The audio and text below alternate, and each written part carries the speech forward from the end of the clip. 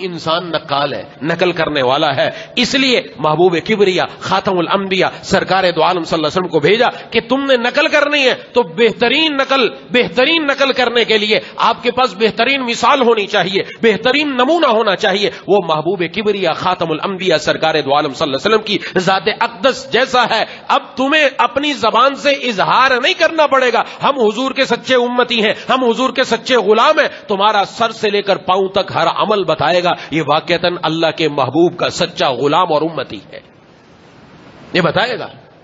لیکن اب ہماری زندگی میں صبح سے لے کر شام تک جائزہ لیں کہ ہماری زندگی میں کس کا رخ آ رہا ہے، ہم کس طرف چلے جا رہے ہیں، ہمارا رخ کیا ہے۔ اللہ تبارک و تعالیٰ نے تو ہمیں بہترین نمونہ عطا فرمایا۔ آپ نے اپنے کپڑے سلوانے کے لیے درزی کے پاس جاتے کہ نہیں جاتے؟ نمونہ دے کر آتے کہ نہیں آتے؟ اس کو جا کر ناپ دے کے آتے اپنا کہ نہیں دے کر آتے؟ اور اگر شادی کا سوٹ ہے تو پھر بڑی تاکید بھی کر کے آتے ہیں، دیکھو یہ آستین اتنی لمبی ہونی چاہیے، یہ آپ نے گھیر اتنا رکھنا ہے، یہ میرا جسم پیمائش کر کے یہ فکس ہونا چاہیے، یہ یہاں سے اتنا ہونا چاہیے، یہ آگے پیچھے سب بتا کر آتے کہ نہیں آتے؟ گئے بتا دیا اور کپڑا دے کر آ گئے، اس نے کپڑا سی دیا، کہا جی آ کر لے جاؤ، لینے چلے گئے، جا کر دیکھا تو جو آستین ہے وہ آستین یہاں کی بجائے یہاں تک ہے، لمبی آستین ہے۔ لڑ پڑے اس سے، ظالم یہ کیا؟ کہ کیا کرنا تھا، ایک اچھا کام ہی تو کیا، کیا اچھا کام کیا؟ کہ کپڑا بچ رہا تھا میں نے آستین میں لگا دیا۔ یہ سنیے گا، آج لوگ کہتے ہیں میں نے کون سا گناہ کا کام کیا، اچھا ہی کام کیا ہے، یہاں بھی بات صحیح ہے، یہ اچھا ہی کام کیا ہے، کہا کپڑا بچ رہا تھا میں نے کہا ضائع ہو جائے گا، آستین لمبی کر دی، وہ شلوار وہ دور تک جا رہی ہے، 2 ٹانگیں آ جائے اس کے اندر لمبائی میں، اتنی لمبی بنا دی۔ کہا یہ کیا؟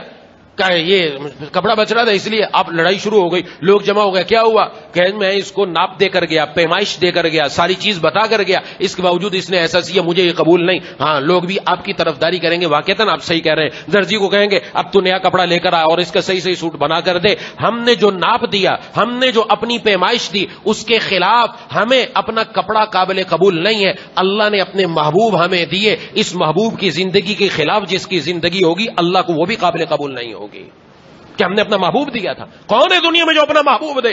اپنا محبوب کوئی کسی کو نہیں دیتا، کوئی کسی کو نہیں دیتا۔ بڑے سے بڑا سخی آ جائے، بڑے سخی آئے جنہوں نے بڑی سخاوتیں کر دی، اپنا پیارا اور اپنا محبوب کسی نے کسی کو نہیں دیا، یہ اللہ نے دیا اپنا محبوب اور دے دیا۔ اب ان جیسی جو شخصیت، ایسی بہترین عمدہ مثالیں ان کے اندر، وہ تم اپنی زندگی میں نہیں لے کر آئے؟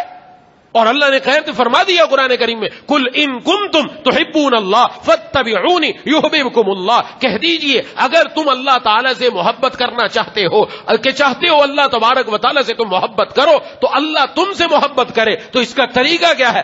تم میری اتباع کرو، میری پیروی کرو، میرا چلن چلو۔ جب میری پیروی کرو گے اللہ تمہیں بھی اپنا پیارا بنا لیں گے۔